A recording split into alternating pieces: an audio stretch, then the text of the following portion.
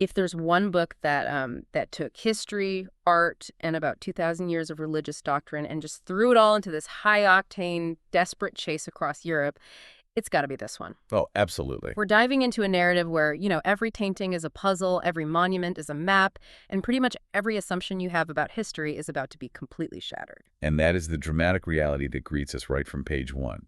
Paris, the City of Lights, home to the Louvre, which is, one of the greatest collections of human civilization. Right. But tonight, in the Grand Gallery, surrounded by these priceless masterpieces, the feeling isn't reverence.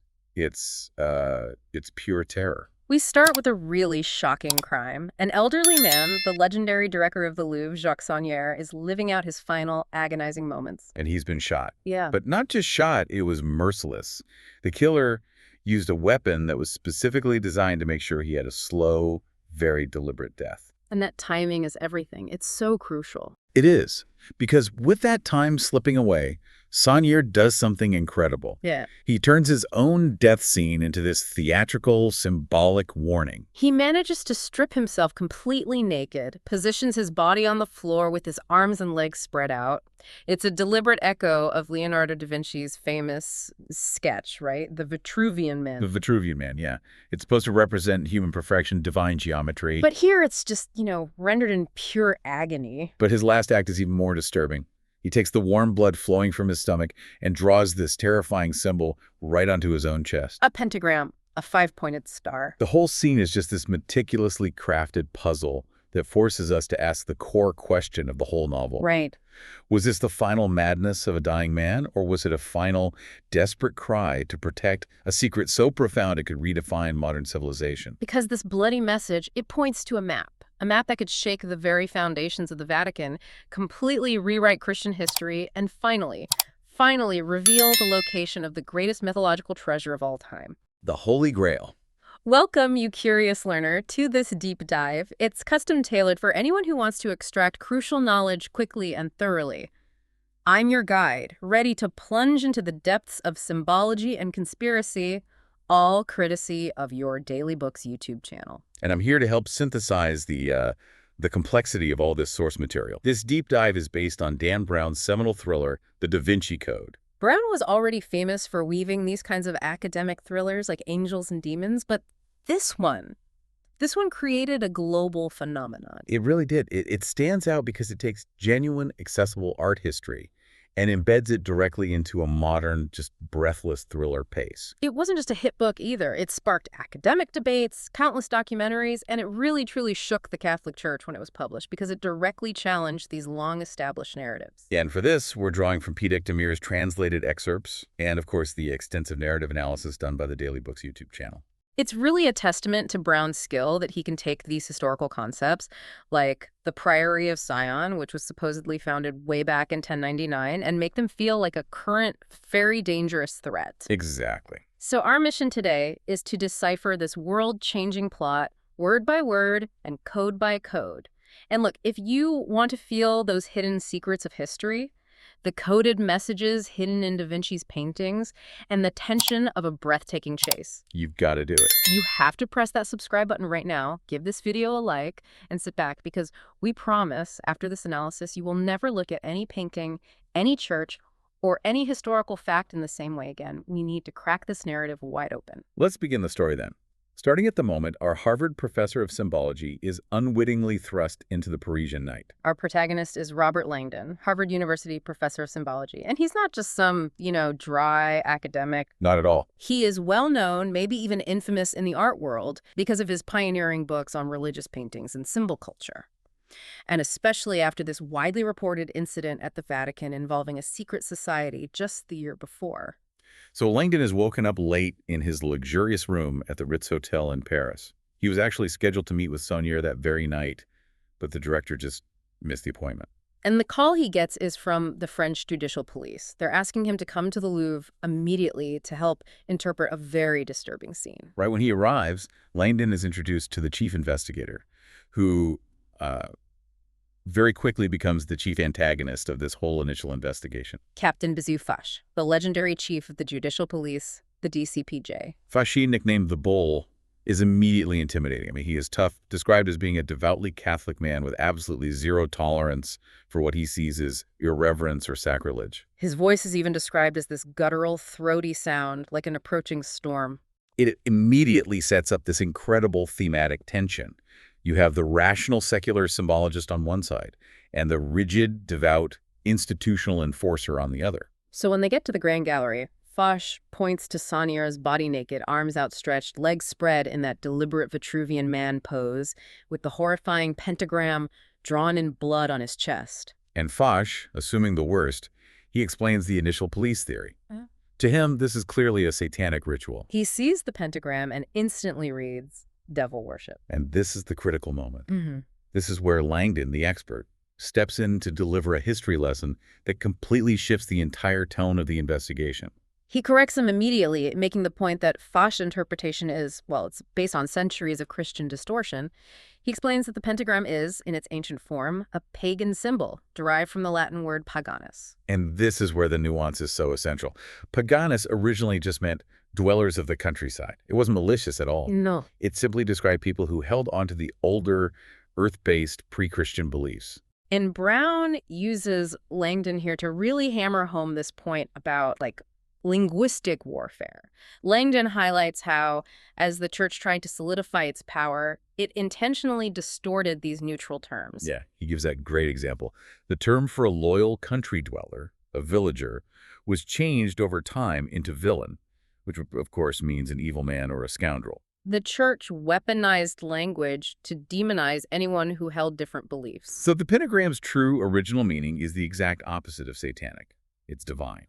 It represents the sacred feminine, the goddess, and specifically the path of the planet Venus, whose orbit traces a perfect five-pointed star every 8 years.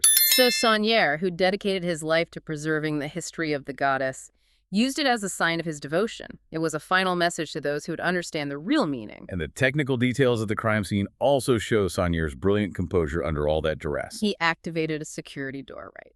Trapping the killer, who we later find out is the albino monk Silas, outside the immediate scene. Exactly. Yeah. He was then shot through that barrier, which means the dying director had the entire Grand Gallery to himself to compose his message. And that message has a second hidden layer. Right. Foch, he's growing impatient, he turns on the black light, and it reveals this mysterious glowing message scrawled near the body in invisible ink.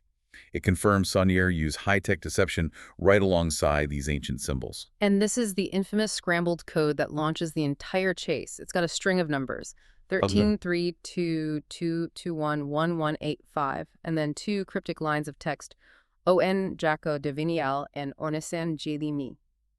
But Foch isn't interested in deciphering a message for justice. We, the audience, we discover his secret.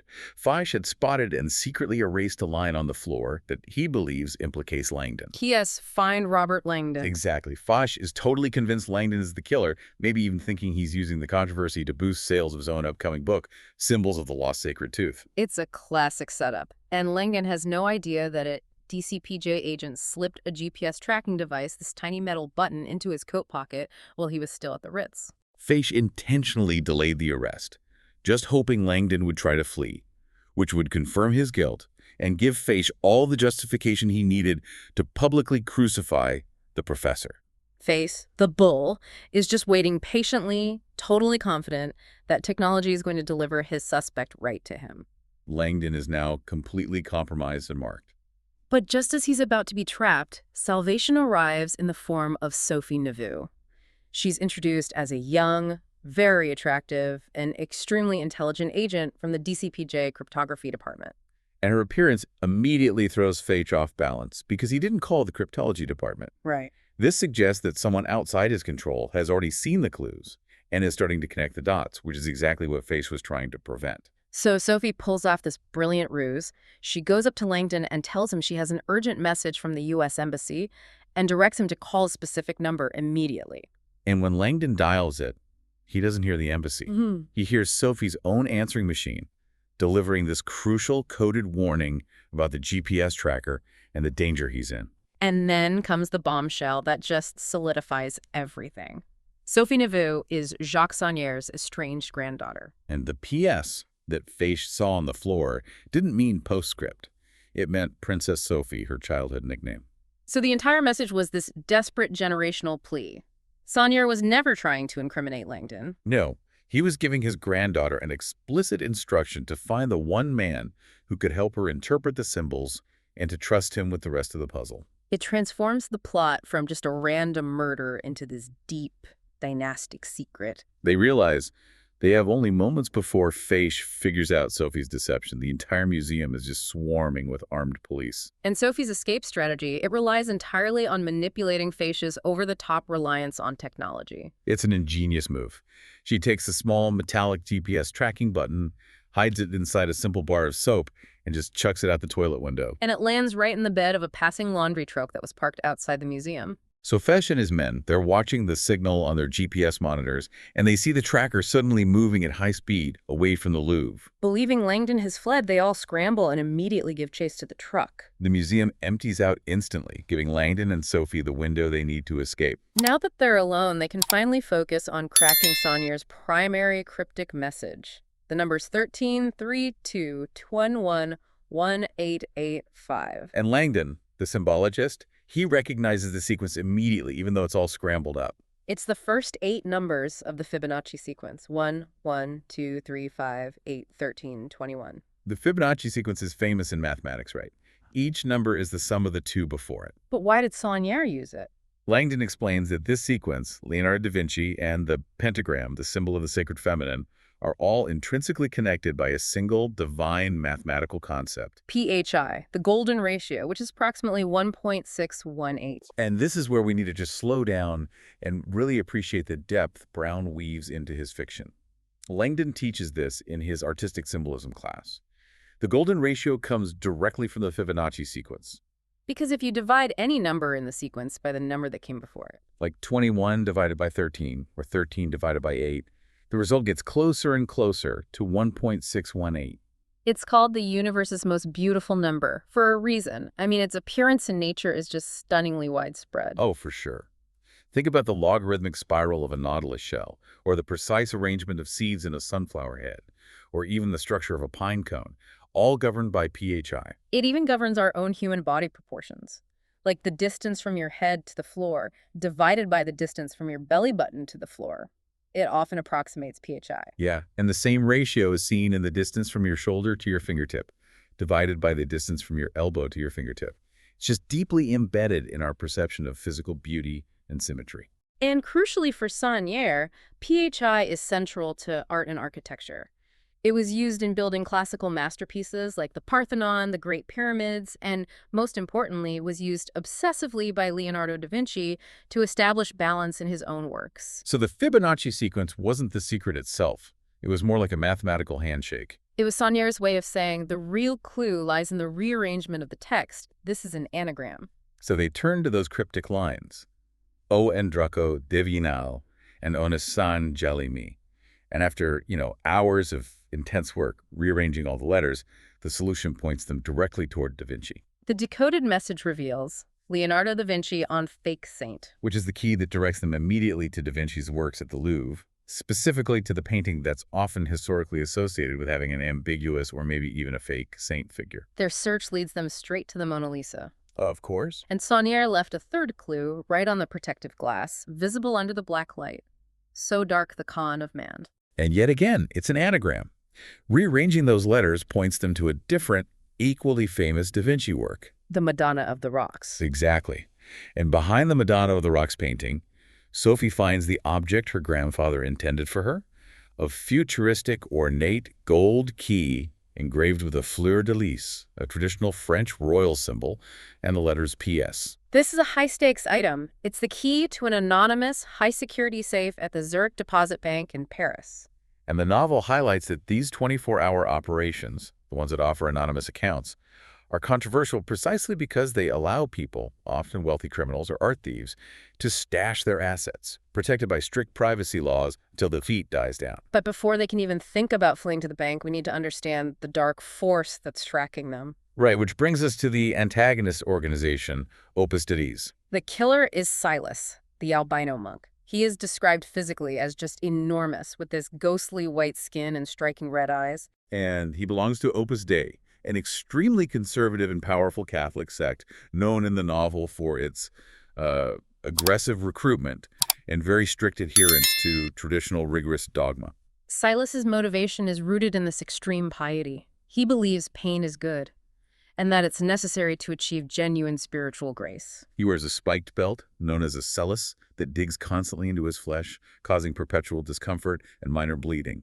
He also routinely whips himself, a practice known in the source notes as bedeni cesalanderma, or corporal punishment. The book uses these details to really emphasize the dangerous zealotry that's driving this monk. And Opus Dei is portrayed as an organization that's facing a kind of internal crisis. Silas takes his orders from a mysterious leader he only knows as the teacher. And under this clandestine direction, Silas brutally murdered Saunier and the other 3 leaders of the Priory of Sion. So why is this powerful conservative group involved in murder? Well, it all traces back to their leader, Bishop Manuel Aringarosa. He's terrified that the Vatican is about to withdraw its full support for Opus Dei because of increasing concerns over their aggressive recruitment tactics, their secrecy, and these controversial rituals like the cellus. So the source material suggests Aringarosa's entire life's work is crumbling around him. The mysterious teacher promised him salvation. Right. If Opus Dei helped retrieve the Holy Grail, they would gain immense power and secure their status, ensuring the papal blessing would continue. Aringarosa, desperate to save his organization, agreed to finance the entire operation. He provided 20 million euros in transferable Vatican bank bonds, Which are basically negotiable anywhere in the world and immediately transferable. It's a massive fortune for the teacher as long as he delivers the Grail. And the victims that Silas murdered were the 4 Grand Masters of the Priory of Sion, a secret society allegedly founded way back in 1099, dedicated to preserving a monumental secret.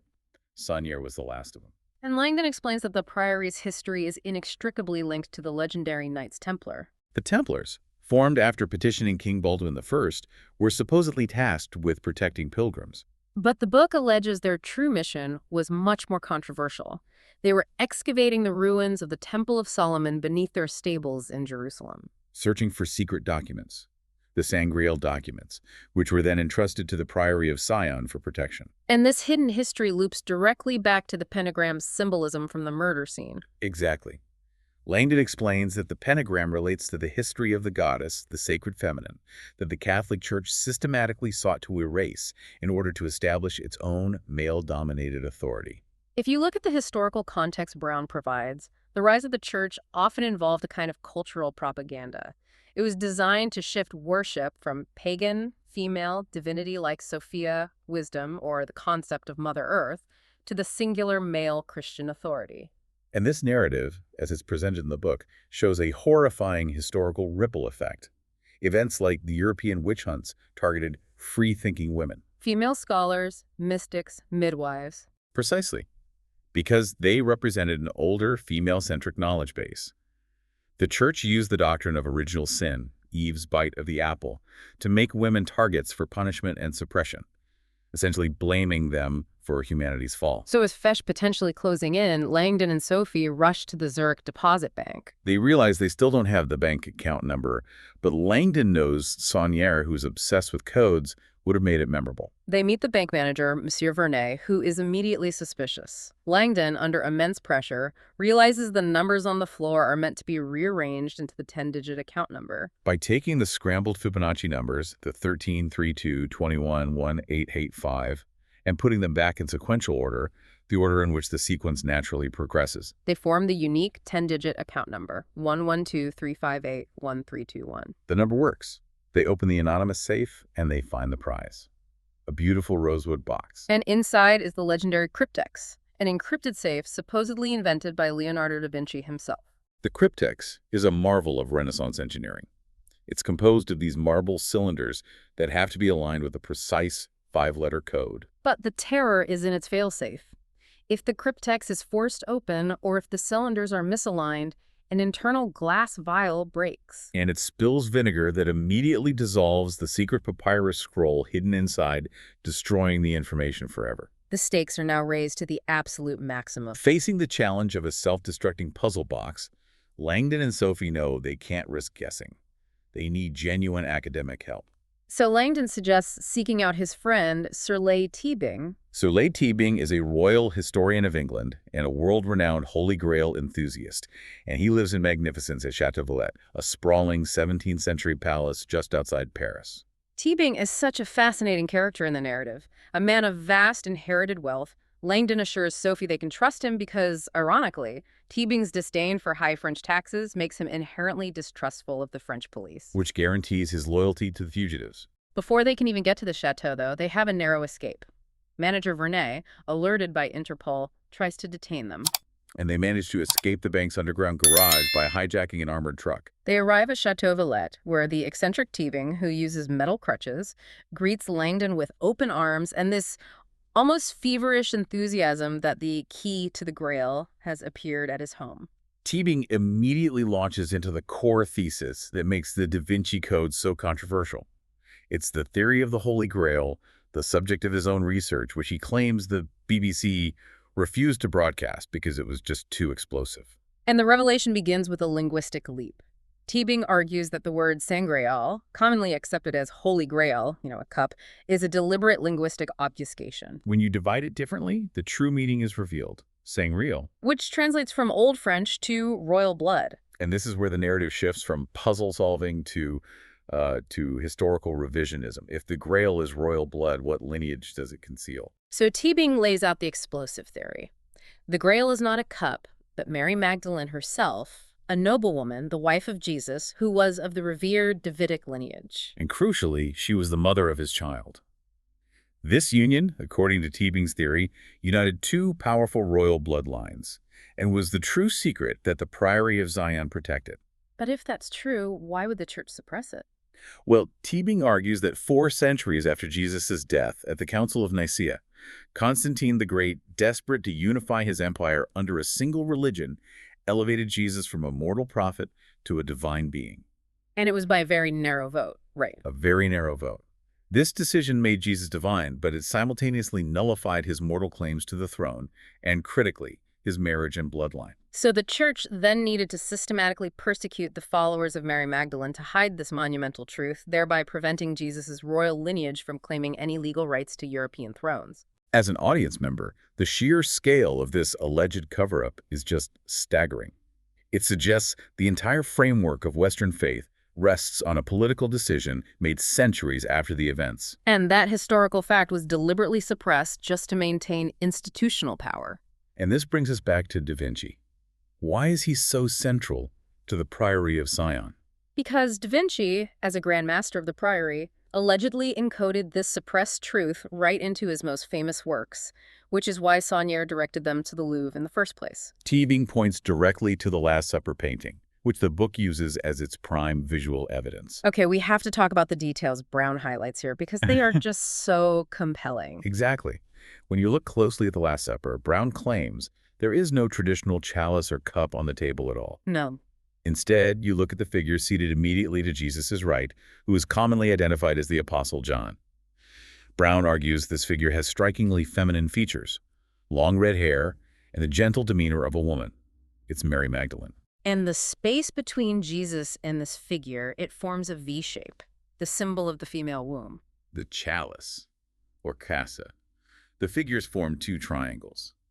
The masculine symbol of the blade, which is an inverted V, and the feminine chalice, a right-side-up V. The 2 figures lean away from each other, creating that sacred space right in between. It's the genius of Brown's art analysis. Whether you believe the theory or not, the visual details are they're there. And furthermore, Teabing highlights the figure of Peter, who is shown leaning over aggressively toward Mary Magdalene, making a slashing gesture across her throat. Teabing claims this is symbolic of the church's intent to silence and eliminate the truth of Mary Magdalene. The moment Teabing finishes his explanation, the safety of the chateau is just violently shattered.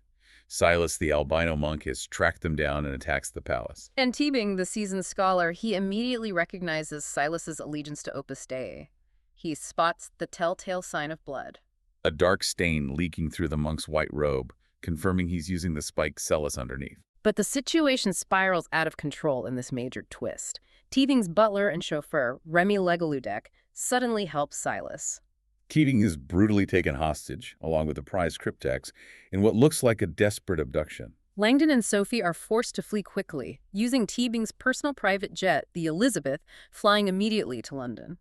Teabing, with his vast wealth, reportedly had the plane's maintenance costs set so high he often joked it cost enough to be the ransom of a queen. The French police arrive, discover the chaotic scene, and confirm that the conspiracy has grown exponentially, now involving a kidnapped royal historian. Aboard the private jet, Langdon and Sophie are under intense pressure. They have the poem Saunière left behind, but they are still missing the final 5-letter code for the cryptex. Meanwhile, Bishop Aringarosa is flying high, desperate to reach Paris to collect his 20 million euros in bonds, but he's also deeply worried because communication from Silas has been erratic. And Foch, who is still hunting Langdon, intercepts flight information related to Teabing and manages to divert Aringarosa's plane to Biggin Hill Airport in London, Which inadvertently puts the police right on the bishop's trail. As they fly, Langdon remembers a cryptic suggestion Teabing made before being fully kidnapped. Teabing suggested using the Atbash cipher, an ancient Hebrew substitution code. Okay, this is another moment that needs some depth. The Atbash cipher is ancient, right? It works by substituting the first letter of the alphabet for the last, the second for the second to last, and so on. A equals Z, B equals Y, C equals X. It's relevant because it was used in ancient religious texts, often found in the Kabbalah and even the Old Testament. It was a way to hide messages in plain sight. And Teabing's crucial hint was to apply the Atbash cipher to the word Baphomet. A pagan fertility god associated with the Templars, an organization that Saunière's priory was inextricably linked to. So once Baphomet is subjected to the Atbash cipher and rearranged slightly, the crucial 5-letter word for the cryptex is revealed. Sophia.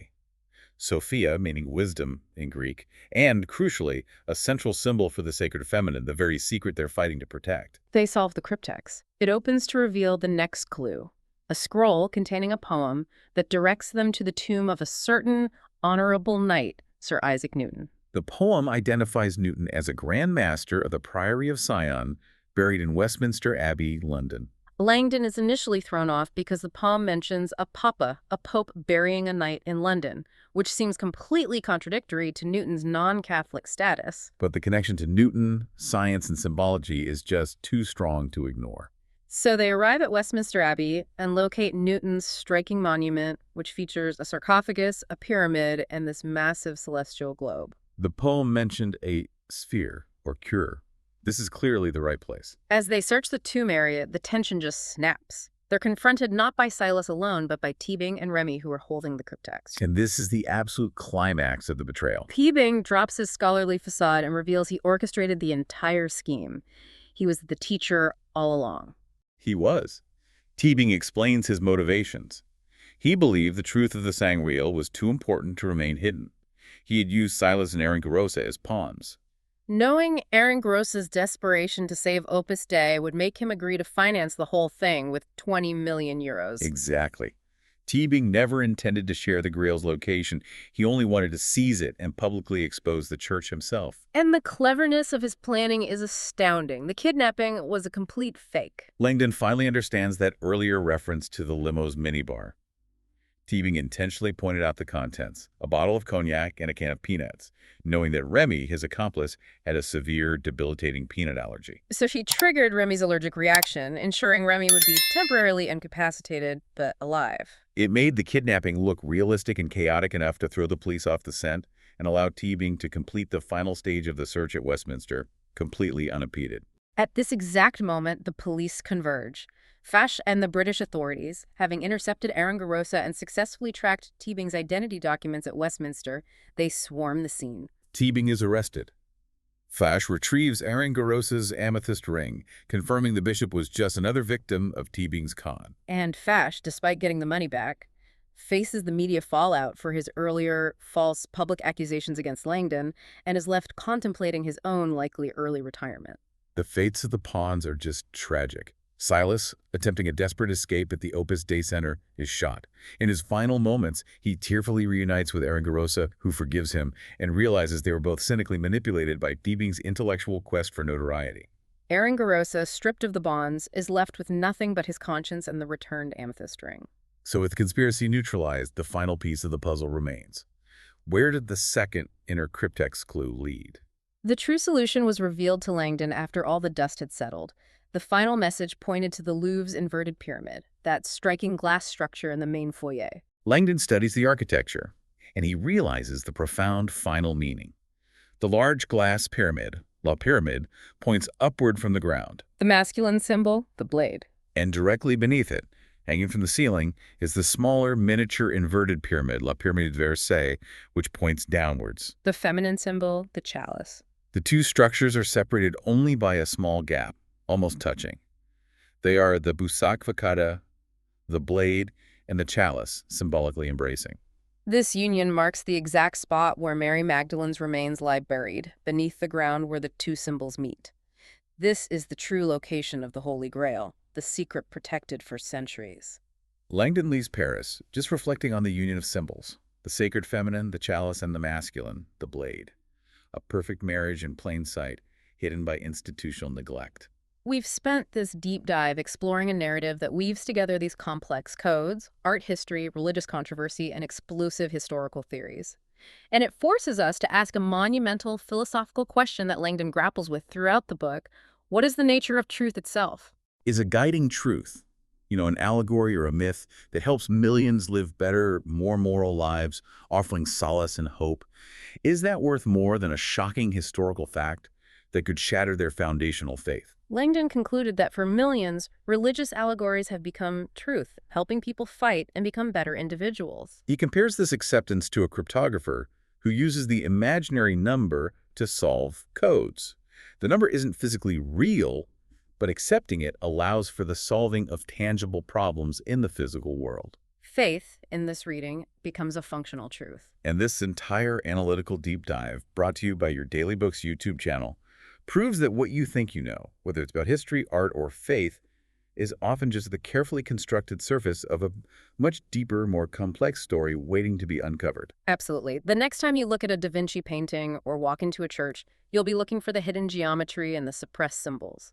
Make sure you subscribe to the Daily Books YouTube channel and give this video a like if you were captivated by this world of codes and ancient secrets. We love analyzing books that challenge established narratives and weave together so many different layers of history, faith, and art. We are always searching for the next rich, complex narrative to dissect and the next great code to crack. So let us know in the comments below. What other books and novels do you want us to perform a deep dive into next? We thrive on those rich, challenging stories.